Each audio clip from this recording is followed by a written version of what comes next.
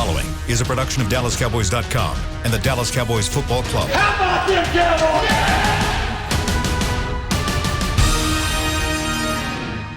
This is Talkin Cowboys.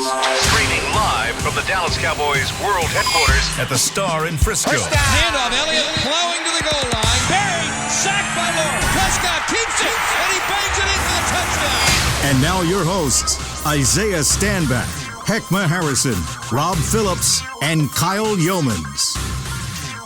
How's it going, everybody? It's a Thursday edition of Talkin Cowboys. Once again, a little bit early on this Thursday, as Thursday and Fridays from now on, we will be going at 9:15, thanks to Mike McCarthy's press conference coming up a little bit later on in the morning. But we are Talkin Cowboys. Happy October, everybody. It's now September has ended. We've moved into October. It's officially football season, at least for those of you who are up here with us in North Texas. It's not football weather yet, but we're getting there.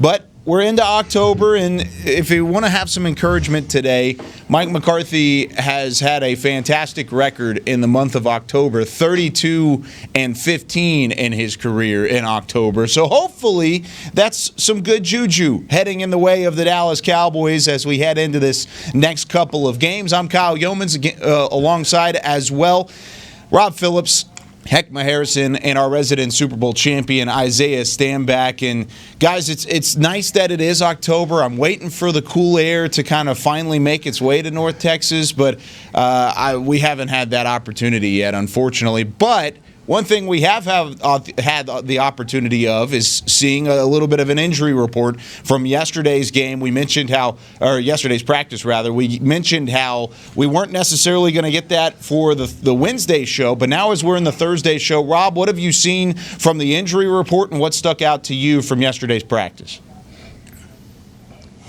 The fact that they don't have injured reserve guys on the injury report, you look at it and you're like, man, the Cowboys look pretty healthy. They look good. They only got 3 guys on there. They got more problems than just that. However, some progress with Tyron Smith with the neck injury. He didn't officially practice, but he did get some individual work done. As of Wednesday, Mike McCarthy said he's not cleared for full contact yet. So I would imagine today, although he's a vet, and he can play on short notice, I would imagine today is very important to see what he can do just because it's their last big work day of the week. And so that's the one to really keep an eye on. Also, DeMarcus Lawrence did not practice with the knee that he's been managing and probably just trying to manage him to get to the game, I would imagine. And Trayvon Diggs also on that injury report, although he was a full participant. Do you find it encouraging? I did not like that DMP next to Tank Lawrence's name, man. That took all the pumpkin spice out of the air for me. Okay, so you don't find that that was what my question was going to be. Is that not an encouraging thing with the did not practice because of the fact that he may just be looking for the game? But once again, it kind of goes back to last week. We thought the same thing, and he didn't really have a huge impact in week 3. Well, I think it's impactful that he's obviously not practicing, but look at the game, man. Tank is, as much as people are down on him about not getting to the quarterback, he's doing a lot of other things at the defensive line, and all 22 has blessed us with the ability to go back and slow-mo a lot of these things to show the effectiveness of Tank in the run. And so I'm just looking for a guy like Tank to get healthy because we know we need him going down the stretch. But right now, just these early injury bugs that's hitting the Cowboys, man, it's not a good sign for us. Isaiah, whenever it comes to having guys that are trying to get back and trying to rehab and trying to work on specifically a knee injury, and we're talking in the case of DeMarcus Lawrence here, is that one of the tougher parts of the body, at least to rehab? I know really any NFL injury is going to be a significant NFL injury. There's no such thing as a small one. But whenever you talk about the knee specifically, is that a tougher region of the body to heal and to rehab more efficiently moving into the week? I believe so, I guess, in its totality. I mean, it really depends on what he's dealing with, right? Obviously, we're not going to get the real scoop. They're going to keep that close to their chest. Mm-hmm. But, it really depends on how how traumatic it really is, whatever he's dealing with. So, I mean, it can be ailing. I can mention that. Obviously, being that you need your legs for every position in this sport, and especially at the position that he plays, because it is so much more demanding of a position, right? He's pushing against people who weigh more than him every single play, which causes stress on the knee. He's also coming out as explosively as he can, which obviously puts the most amount of stress on the knee. And then he's going to be facing offenses where, guess what? Everybody knows he has knee issues. People aren't in the game to necessarily try to hurt you, but if they have an advantage, guys will definitely, as a running back, they'll try to take your knees out to make you think twice about rushing at the speed in which you're capable of. So it's definitely a concern. It's not something that you want to see. They are going to do everything they can. Like I said, the Cowboys, they probably have the best training staff that I encountered. And they probably have the best training staff in the league with all the guys they have there. So he's in more than good care. But it's definitely something that's concerning, especially when you're 1-2 and you need this W. Isaiah, you sound like a doctor, man. Unfortunately, I know too much about the body. Unfortunately, when we were up here filming the film study session for Academy earlier in the week, one of the biggest things that Isaiah was saying is like, man, I wish this was not COVID times. I would walk over and say hi to all the training staff. He was like, I'd go and say hi to Brett Brown and say hi to these guys because you knew them well enough. And I guess that's something that a lot of players have the opportunity to know those guys and be able to get to have those relationships. And Isaiah is one of those. But whenever we're talking about the injuries, and Rob mentioned this a minute ago, when you look at the injury report, Cleveland puts all of their guys on there. So really the injury report, it's a couple names of the Cowboys, and then it's just a hefty list of Cleveland Browns following it. And it makes it look like, oh, wow, the Cowboys are relatively healthy. As we all know, that's not necessarily the New England approach. It is the New England approach. It is the New England approach, man. It's also not the case from the Cowboys' perspective because of all the players on injury reserve, which there are quite a few, close to a dozen players on injured reserve right now. But of course, the offensive line is banged up. As we preview today, the Cowboys' offense versus the Cleveland defense, and I want to start in the trenches. I want to start there because I really think that's where this game can be won for the Dallas Cowboys. Is the fact that your offensive line, yes, it's banged up. You have both tackles out potentially. Lyle Collins is not making his return this week. He hasn't returned to practice or been taken off of IR. Tyron Smith trying to get back into the groove, but still questionable as we head into week 4. But whenever it comes to Brandon Knight, whenever it comes to Terrence Steele, they're going to have those matchups that they dread, really, from an offensive tackle standpoint. Myles Garrett looking on the other side. And, Heckma, I know you've done the film work throughout the first couple days. Tell me what you've seen from Myles Garrett, and is there a way that we have Brandon Knight or Terrence Steele in a position where they could stop him at any point this week?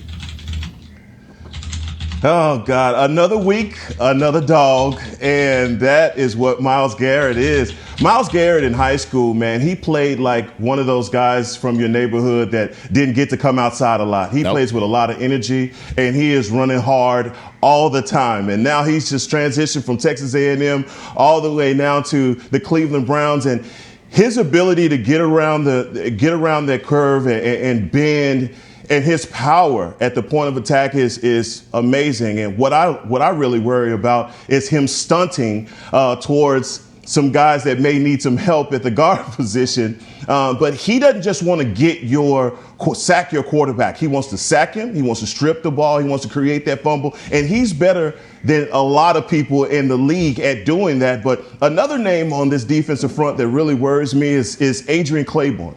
And Rob, you know about our history with this guy, and so I know a little bit. Yeah, know a little bit about him. So I mean, I think we got him some dollars in the bank one game that he played against us. But this is just going to be one of those matchups, and I know Isaiah. We're going to talk about the Sheldon Richardsons of the world and all the guys that we have in the interior line for the Browns. But the Browns they're pretty stout up front, and so again, our offensive line is going to have to take the battle to another defensive front. Isaiah? Yeah, Kyle, man, we touched on it. We touched on it in the film room the other day, right? And talking about this defensive line. in their defensive ends, how they play these guys. I mean, this defense, they want to play a base defense. They want to go 4-3 on you all day long. They are going to sit in that box and they're going to say, hey, come at me, bro. As we've been saying. So, I mean, these guys are stout. They're strong up front. We mentioned yesterday on the show how they're strong right now where we're weak right now. So this offensive line in the trenches, as you mentioned, Kyle, is going to be tough because they do have some dogs, and they have guys like, Garrett. They have guys like Richardson. They have Clay, but they have these guys that are high motor guys. It's not even so much that they're necessarily just all out dogs. It's just that it's more dangerous sometimes to play just high motor guys because they don't stop. Right. And it's coming in a wave, like all of them. Whoever's in the game for them right now is just going. Right. And I mean, I think they have 8 sacks on the year. Right. Which is them. They're coming. So they're dangerous, man. They're dangerous. And like I said, I think the biggest challenge, I know we've talked a lot about our interior linemen as of late because they just haven't been that great. But these tackles, man, they're going to be on an island. And it ain't Revis's island. These boys are going to be out there by themselves. And, we're going to really see what these guys can and can't do. They've been helped out a lot over these first few games. This game, they're going to be one-on-one by themselves. And not only them, but the guards as well because of how wide these guys play. On a defensive line, they play 4 eyes. So the defensive tackles on third down like to line up on the outside shoulder of the guards. Well, not only that, then the defensive end likes to line up 1 to 3 yards outside of your tackle or your tight end. So everybody's going to be on an island. They're going to be by themselves. This is one-on-one drills in practice. This is not going to be a collaborative effort on the offensive line. We've been talking the last couple days about Zach Martin and where he should play to give the line the best chance. And he said on conference call yesterday, he said he expects to play guard, go back to his normal spot. And the more, to y'all's point, the more you watch the Cleveland Browns on tape, you could put him anywhere and there's going to be a matchup problem somewhere else potentially because of their stout front four. And it's one of those front fours where they don't really have to blitz much. They've got 4 guys up front that can get to the quarterback. And you guys mentioned Garrett.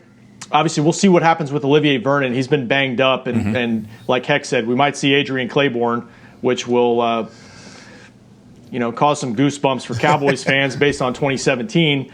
But the interior defensive line, Ojinobi, I hope I pronounce his name correctly, is really stout against the run. And that's a matchup I'm looking forward to seeing. Can the Cowboys establish their run against this interior Browns defensive front because they do get up the field. They do have high motor guys, and they're able to affect teams that way. And we've talked about it for a few days now. The Cowboys need more balance than they had on Sunday in Seattle. It just, they've got to get Zeke more involved. Some of it was, okay, they're going to load up to stop us. They're going to blitz safeties and linebackers. Okay, we're going to try to expose things in the passing game. But you'd like to think Zeke can get more involved than he was in Week 3.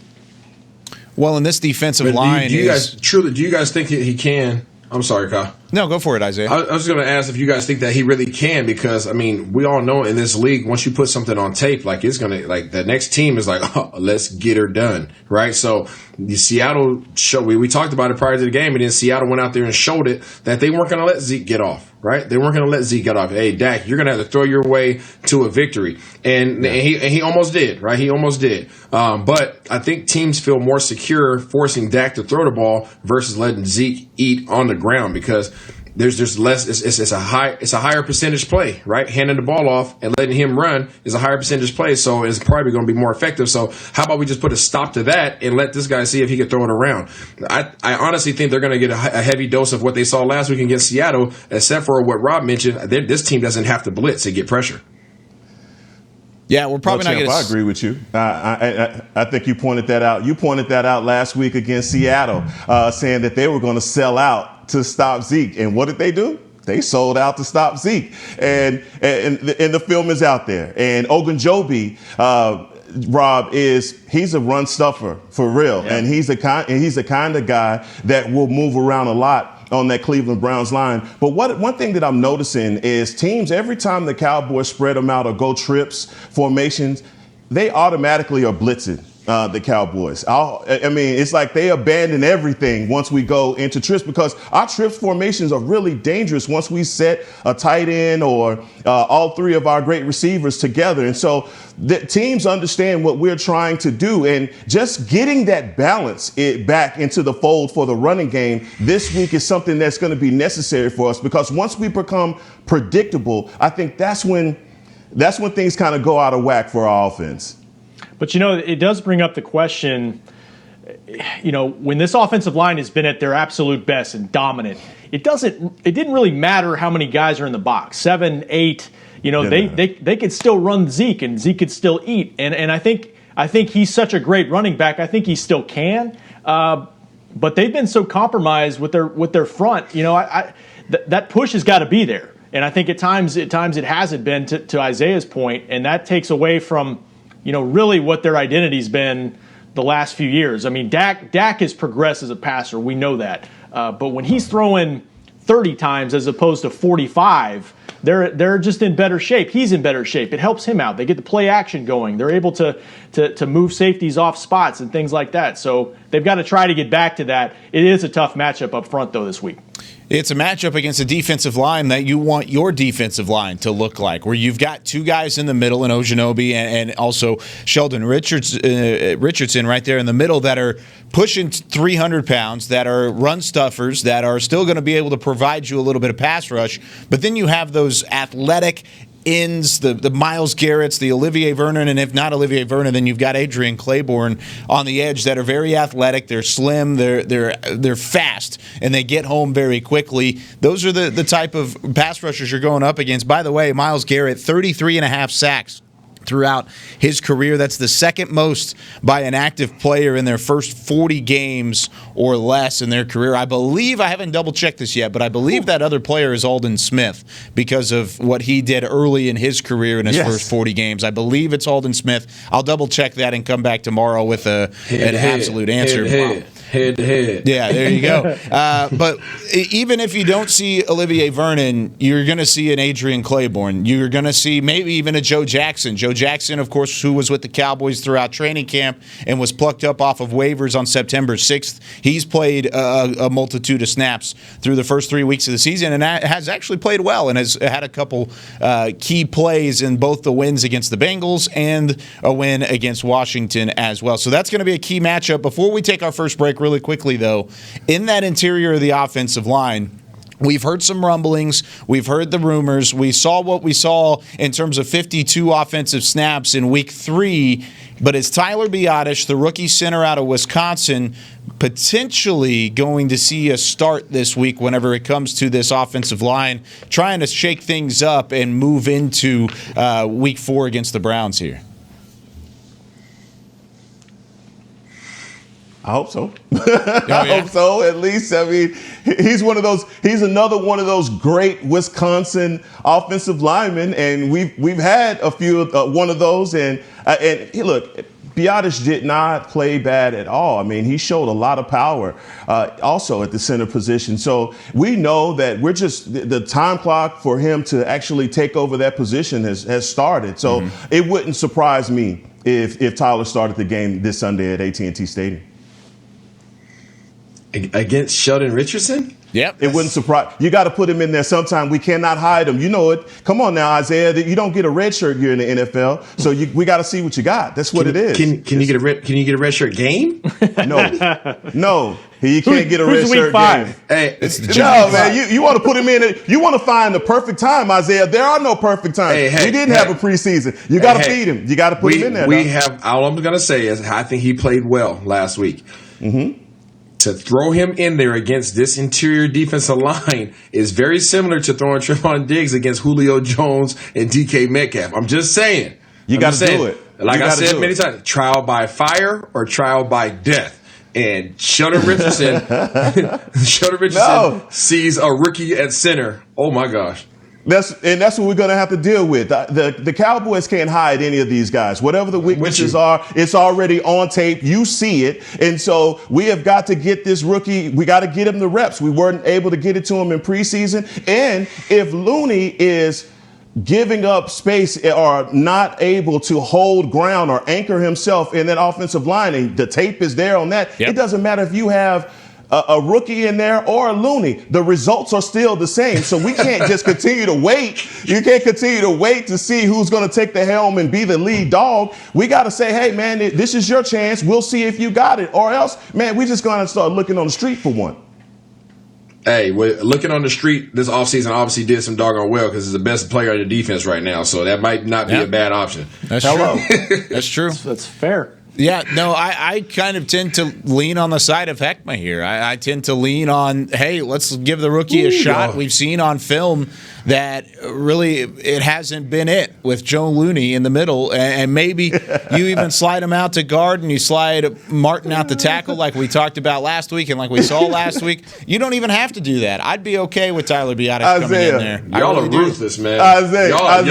Y'all are ruthless, man. Isaiah, hey, you want to... He won the Remington Trophy or whatever, right? So, you know. College football. Come on, dog. But Isaiah, you want to swaddle these guys. You want to put them in swaddling clothes and a little cap on them. I'm not just talking about them. No. Hold on. Let me help you understand. I'm not going to swaddle. I know Rob got the swaddle all the way down right now. I love that word. Yeah, good word. I am not only just concerned about these guys and their feelings and all that kind of stuff. I'm concerned about what happens, who you're trying to protect, right?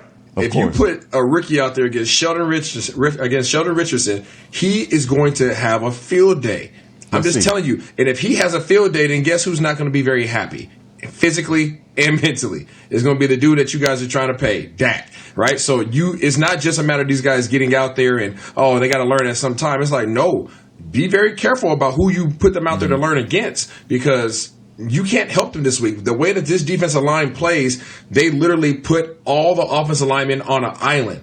It's not your typical defensive line. They run all kinds of different they line up all kinds of different ways to create this separation. I mean, these guys are spreading 15 yards across the field now with the defensive linemen. So these guys aren't going to have the interior help. Biadasz wouldn't have Looney or Martin. They wouldn't have those guys next to them to help and assist in some of these blocks. It's going to be man to man. So if they get beat on the interior line, it's going to be a straight line shot straight to Dak.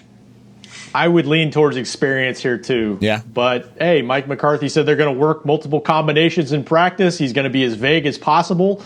And I guess we'll find out at noon on Sunday.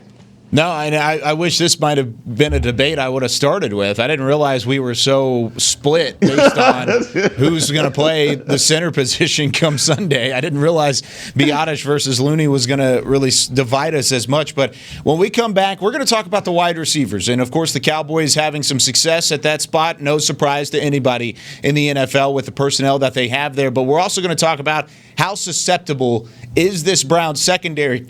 I think very susceptible, and we're going to talk about that next when we come back on the other side of the break here on Talkin Cowboys.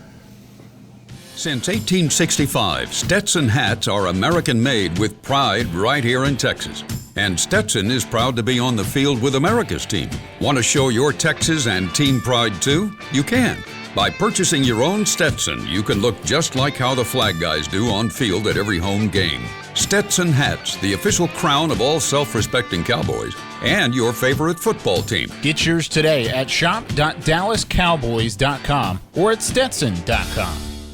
Want to use what the pros use? How about the official men's skincare brand of the Dallas Cowboys, Jack Black? Right now, you can get the Jack Black Starter, a curated collection of Cowboys locker room favorites for just $10 with free shipping. The starter includes 4 Jack Black skincare favorites, plus a full-sized intense therapy lip balm. Go to getjackblack.com/Cowboys and use the code word TEAMJB. That's getjackblack.com/Cowboys. The Jack Black Starter, $10, free shipping. Essilor is a proud sponsor of the Dallas Cowboys, helping fans see more and do more with our best vision solutions. Our lens technologies reveal a world more beautiful than you can imagine. For a limited time, get the Essilor Next Gen offer. When you buy the latest generation of Transitions lenses with select Essilor lenses, you can choose a second pair of clear lenses for free with qualifying frame purchases. Restrictions apply. Find a participating eye care professional by visiting EssilorUSA.com. Essilor. See more, do more. We're back with a tasty treat that's sweeping airwaves and taste buds. It's new Dr. Pepper and Cream Soda. Let's take a listen. Dr. Pepper and Cream Soda's here A new combo that's music to my ears, okay. Let's play. Cream soda and Dr. Pepper time. Pour it in a glass of ice. Music to my ears and mouth. New Dr. Pepper and Cream Soda. A delicious duet. Back to Talkin' Cowboys. It's the second segment here of Talking Cowboys, Week 4, Episode 4. Happy October, everybody. I'm live from inside the SWBC Mortgage Studio, staying socially distant at the moment with Heckma Harrison, Rob Phillips, Isaiah Stanback. And guys, if you're going to the stadium this weekend, I don't know if any of you guys are, but make sure you know before you go. Wear a mask, keep that distance, and be prepared for the cashless transactions. Please be aware of all safe stadium policies prior to arriving at AT&T Stadium. Be sure to visit DallasCowboys.com/safe stadium for details. Stay safe, stay distant, stay loud whenever it comes to the Dallas Cowboys taking on these Cleveland Browns this week. They're going to have to get a win to get back to 2-2, and I don't know. I mean, if they don't get a W this weekend, and we'll talk about this more tomorrow, it may start to be the panic time. But with this division being as bad as it is, I still don't think that's the case. I don't think that's the case just yet. I really don't. But I think you can get a win this weekend, and one of the reasons why is because of just how susceptible this secondary is against what is still, in my opinion, the best wide receiving core in the NFL. The first time in Cowboys franchise history they've had 4 100-yard game receivers in one season, which is crazy because they've done it over the span of 2 weeks. They had Michael Gallup and Cedric Wilson this past weekend against Seattle. The week prior against Atlanta, it was Amari Cooper and CeeDee Lamb. That's the only time in Cowboys history that they've had 4 different 100-yard receivers in a single season at any point, which is crazy to me. But they're going to continue that success against what is Denzel Ward, Terrence Mitchell, Greedy Williams, who's been banged up a little bit on the Cleveland Browns side of things. But Isaiah, when you look at this matchup between the receivers and this Cleveland secondary, is there anything that catches your eye in terms of how the Cowboys can take advantage?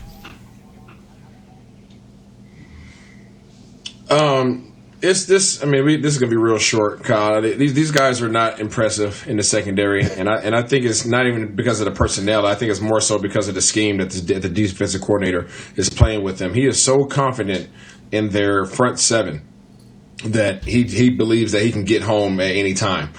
So I think, even when you look at some of their base defenses versus 11 personnel, they don't always adjust. They don't always adjust to nickel. They'll leave their base defense in there a lot of times, and their linebackers are expected to go out there and cover slot receivers. So this should be a doggone field day for our offense, and the receivers, they should eat more than they've eaten any other week. The only downside of that is, you have to really abandon the run in order to do so. So these guys, they should kill this secondary all day long. Rob, do you agree? Please. Yeah, there's no question the strength of Cleveland's defense is up front. And part of it, too, with Cleveland in the back end is the injuries they've had. Grant Delpit was a guy I loved coming out of LSU. He's out for the season.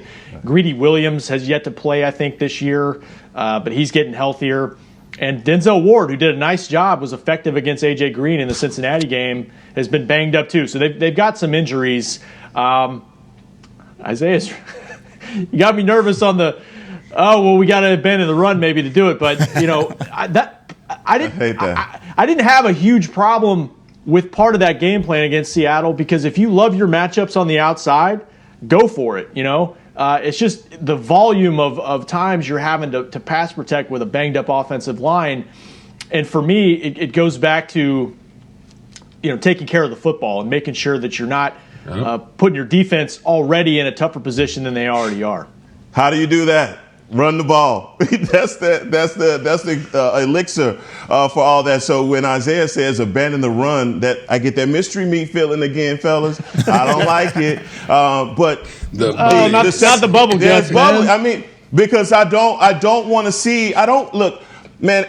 for the last 3 weeks, this has been a wild ride as a Cowboy fan. Just watching these games, it's like, man, I need a pacemaker, and it's the back and forth and just the continuity of our offense and the rhythm of it just doesn't seem to be there. And I hate going back to the Seattle game, but I have to. At the end of the second half, on the turnover for Dak, to Amari Cooper. It was a play where Amari Cooper didn't come off the line for a whole second. Now, I watched a lot of football. I don't know of any routes that start that way, especially a post route, which Isaiah, as a former quarterback, is a timing route. It's all about timing. And so it's just those little things that the Cowboys are doing to beat themselves. When you bring in Cleveland, we ought to feast on this team, because if they're going to load the box up against us and these receivers, Dak should throw for, let's say, 300 yards. So if we say 300 yards, that means he doesn't throw the ball 57 times.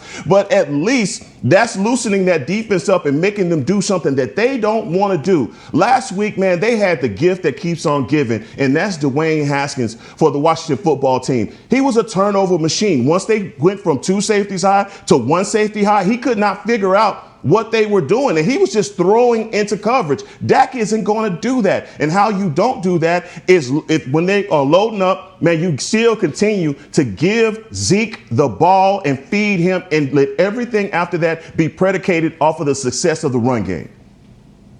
So my next question was going to be, is this going to be another 45-plus pass attempt game in terms of Dak Prescott? And I guess that answer was just given to me by Heckma Harrison. This is not going to be another one where you just air it out over and over and over again, which brings me to another question. Yes, it is, Kyle. Oh, you think it will? Stop it, Isaiah. Okay, we'll stick on this for a second. We'll stick on this. Yes, I know we don't have a lot. I know we don't have a lot of time because we have a couple segments to get through. But he's going to throw the ball 40 times this game. Man, okay. He's going to throw the ball 40 times this game because, one, understand this. Cleveland's going to run the ball on offense, right? Because there's so many different things. We can't just look at one side of the ball. Cleveland's going to run the ball. Cleveland is going to run 6 minutes off the clock every time. Not every time, but for a good amount of every time they get the ball. I don't say every time. It's not really that, but they're going to say they have 12 possessions. At least half of those possessions are going to go for about 4 to 6 minutes. Okay, so there's not going to be a lot of time left when the Cowboys get the ball. So say Cleveland does score, right? Say Cleveland totes this thing all the way down there, takes time off the clock. Now Dallas is being left with half a quarter. They have to throw the ball around. I like that. They have to throw the ball around because these guys are going to be loading the box up. They're not going to allow them to run, just like last week. This is the pride and joy of their defense, the front seven. So you think they're going to let the pride and joy get disrespected? No, they're going to force you to throw somewhere else. And guess what? That's okay. But you're not going to be able to run the ball like you want to. And if you do try to run the ball, now you're trying to force it, and you're leaving yourself susceptible to long down and distances. Isaiah, what you just said was absolutely correct. But just take Cleveland's name off of that statement that you just said and put Cowboys on that. And then they have to deal with all of the things that you just said, where they don't have, their clock management is, and they're trying to play from behind as well, because we've milked a lot of that clock. That's all. That's the game plan for the Dallas Cowboys. Very, very, very, very true. But also this, there's a higher percentage. There's a higher chance and a higher probability that you're going to turn the ball over throwing the ball. Would you agree? Absolutely. Okay, yes. So they're just going to bank on the fact that, I know you said Dak's just not going to throw it up. Dak has more turnovers than Baker Mayfield this year, just in case there is any question, right? So whether it's fumbling or whether I think they have the same. They have the same amount of interceptions, but Dak has multiple fumbles.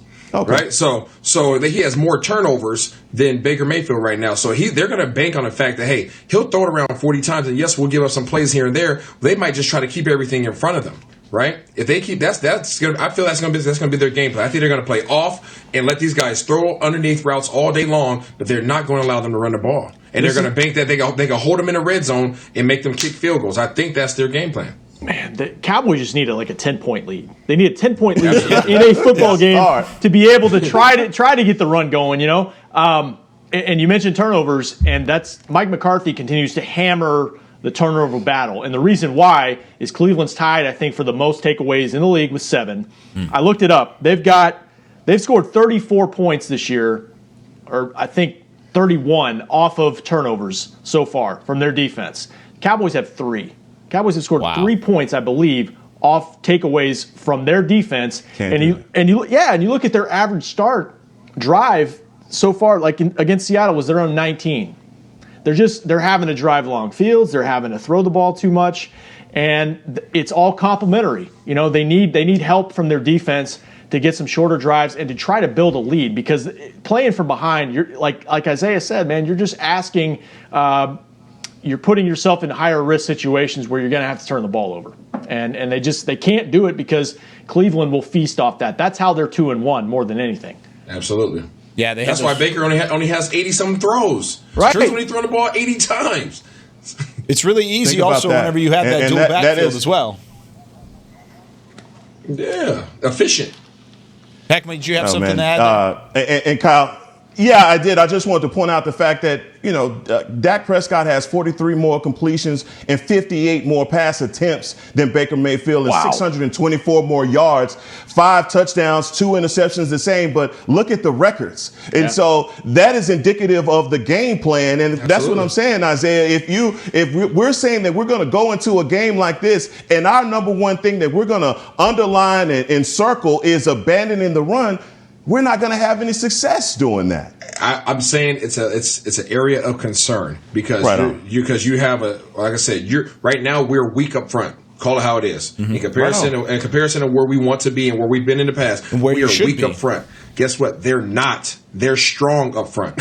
Their front seven is strong. So where we're weak, they're strong. So even if you try to go in there, you try to force it, guess what? Now you're in 3rd and long, right? You punt the ball and you're giving it back to a team that's going to run the ball efficiently where you're weak, and they're going to run time off the clock, which all adds up to them, guess what? Having a lead. And then at some point in time in the game, probably around second quarter, you got to say the heck with it, with this run thing. We got to score some points. So what do you start doing? You start throwing. And they're going to let you throw it. They're going to let you throw it. They're going to let you throw it. Then they're going to try to buckle down in the red zone. And guess what? Give you 3 points. And guess what? 3 points doesn't beat 7 points. So that's where this game is going to go. I think the game's going to go by really quickly. I think it's going to be this game's going to fly by because there's going to be a lot of catches for the Cowboys. There's going to be a lot of running for Cleveland, and it's a tough matchup. They have to be efficient.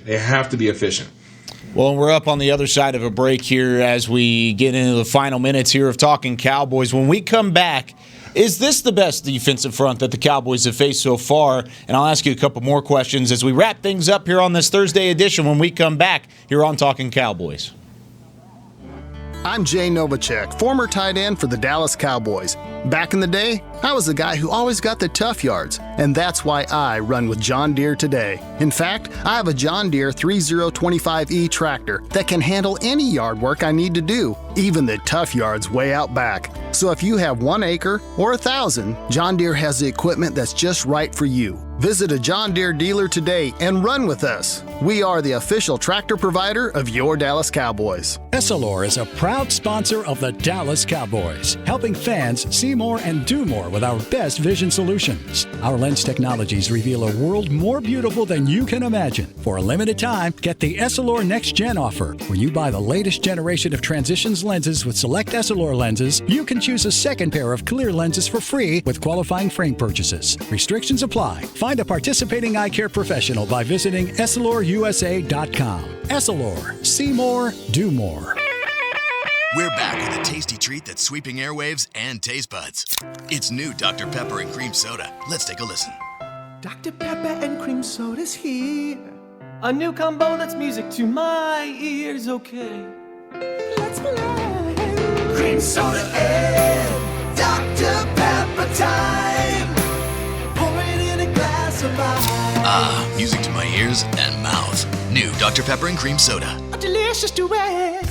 Want to use what the pros use? How about the official men's skincare brand of the Dallas Cowboys, Jack Black? Right now you can get the Jack Black Starter, a curated collection of Cowboys locker room favorites for just $10 with free shipping. The starter includes 4 Jack Black skincare favorites plus a full-sized intense therapy lip balm. Go to getjackblack.com/Cowboys and use the code word TEAMJB. That's getjackblack.com/Cowboys. The Jack Black Starter, $10, free shipping.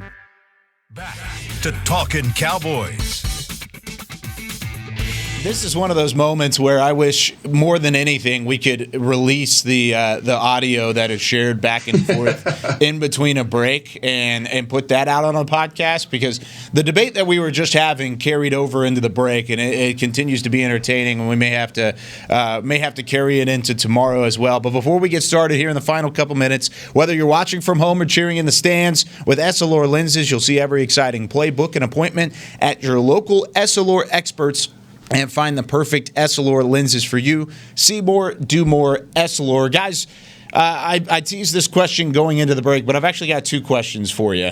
The first one is, out of the first 3 games now entering week 4, is this the best front seven that we've seen as the Dallas Cowboys looking on the Cleveland defensive side of the football? Is this the best front seven we've seen, and is it the worst secondary we've seen? You don't have to say yes or no to both. It's not one question. They're 2 separate questions. But I'm curious to see what you guys think, because this has been a debate throughout the office up here, at least over the last couple days, in terms of what we're actually seeing on this defensive side of the football, Heckma. And that's a tough one. I mean, because Aaron Donald is like 5 guys in one. So I just have a hard time saying that after the job that 99 did to our offensive line. But I guess if we're just basing it off of names and studs and dudes that have done it for a while in the league, that's a fair assessment. Secondary? Oh, yeah, go ahead. That second part. Go ahead. Yeah, secondary is bad. Okay. So, I mean, I think offensive front line wise, yes, they're really good front line wise. But as far as the back half of their defense, no, it's pretty bad. Okay. Isaiah? Defensive front, I think the best defensive front we faced was Atlanta prior to Tack getting hurt. That was going to be an absolute problem in that first quarter, but prior to him getting hurt. So I think they had the best front seven. I think this is probably the second best front seven. They don't have necessarily one dominant player, but again, collectively, I think they do a good job. This secondary is going to get torched. I just don't think that they're going to allow big plays to happen. They're going to give up a lot of underneath passes, a lot of out routes, a lot of curls, and anything underneath that they want. I think Cowboys will have their way there, but I think they're just going to be told, don't let anybody beat you over the top, because that's honestly where Dallas has won. Yeah, I'm not sure about their secondary. I guess it might depend on how healthy they are. But, yeah, I'd say it's probably the second best front seven. I mean, like, I'm with Heck on Aaron Donald. Like, if you got Aaron Donald, you're the best front seven. But Myles Garrett is basically the same type in terms of a guy that can wreck a game. He can do that. You know, basically any chance Washington had to come back in that game last week, he ruined that with a sack, strip, fumble. So he can turn a game on a dime with a big play and take the ball away from your offense. I think whenever you look at the front seven, and I would probably say Atlanta up there as well with Tack McKinley, even though I know Tack McKinley doesn't scare you as much as Aaron Donald or Myles Garrett, but I think that whole front that Atlanta had was probably the best collective unit in terms of what they were bringing to the table. And we saw that in terms of the fumbles and the turnovers in the run game that we saw in that first quarter against the Falcons that just didn't look good. Now, I don't expect that same thing to happen. Hopefully not the same thing to happen against Cleveland, because that would be a disaster again. But I really do like what Cleveland does from a scheme perspective. And Isaiah sold me the other day on the film session. By the way, if you haven't checked it out, go look at it on Cowboys.com, because it's extremely insightful. But the way that Myles Garrett gets so out wide, and the way that Claiborne and Vernon, whenever they need to and whenever they're healthy, can get out wide, I think these tackles are going to have a rough time against this defensive line. I still think the secondary is susceptible. I think there's a chance that you can have those big plays, even though I know, Isaiah, you said they're mostly going to give up the underneath stuff. Either way, you're going to have success throwing the football and finding the way to get it into the weapons' hands in terms of CeeDee Lamb, Amari Cooper, Michael Gallup, Cedric Wilson. I think they have a big game moving into this weekend. Is this a chance that we go into it, though, looking at it as maybe another slow game for Zeke? I know we've talked about the run game and getting it going, but real quickly before we wrap up, Zeke, 100 yards all-purpose or no heading into this weekend? No. Oh, okay. So no from Isaiah. Just like that. Okay. There you go. Hey, and I got to say also, man, that film study that you and Isaiah did was quality because when Isaiah was showing how that wide 9 split from Myles Garrett, it's a nightmare for a lot of left tackles to see that guy that far away. It's like that whole split second that he gets to you, it lasts an eternity. And with a guy like Brandon Knight, who Zeke called the War Daddy. The War Daddy. I want to see him take the barroom brawl, if he has that in him, to Myles Garrett, because he's going to have that time. I mean, because he's spread out so wide. But our offensive line has got to take some pride in themselves. And they hear all the chirping and people like Isaiah staring it up and saying that, hey, you're going to be on an island by yourself. There's a guy that's going to be in front of you, going to beat you down. So, these guys are professionals too. And so they've got to take some pride in the fact that they have the number 1 running back in the whole league. So you got to get that guy off. And that makes the game so much easier for your quarterback. I'll say yes, just because I don't love the matchup up front either, but I think they're due to have a lead in the second half where he can eat a little bit, and maybe Tony Pollard can eat a little bit. So I think I'll go yes. I'll be different here. Yes. Oh man, I'm with you, Rob. I think he'll get 100 yards here, and I think it's because of the fact that the Cowboys should hopefully have a second half lead against Cleveland. But it'll be a fun one. We'll predict the game tomorrow. We'll give you the final keys as we head into the weekend and get you set up for Sunday's matchup between the Dallas Cowboys and the Cleveland Browns when we come back 9:15 tomorrow. Once again, a little bit early because of the Mike McCarthy press conference. 9:15 tomorrow. Bring it. Say it with your chest Friday. We're going to lay it all out on the table. Bring us your fan questions. Let's talk about it. Say it with your chest. We're leading into the weekend. We're going to get back to 500. It's going to be a party at the Star. It's going to be a whole ordeal throughout the next couple days. But that's going to do it here for this Thursday edition of Talkin Cowboys. For Rob Phillips, for Heckma Harrison, and Isaiah Stanback, I'm Kyle Yeoman saying so long from the Star in Frisco. We'll see you tomorrow on Talkin Cowboys. This has been a production of DallasCowboys.com and the Dallas Cowboys Football Club. How about this, Cowboys? Yeah!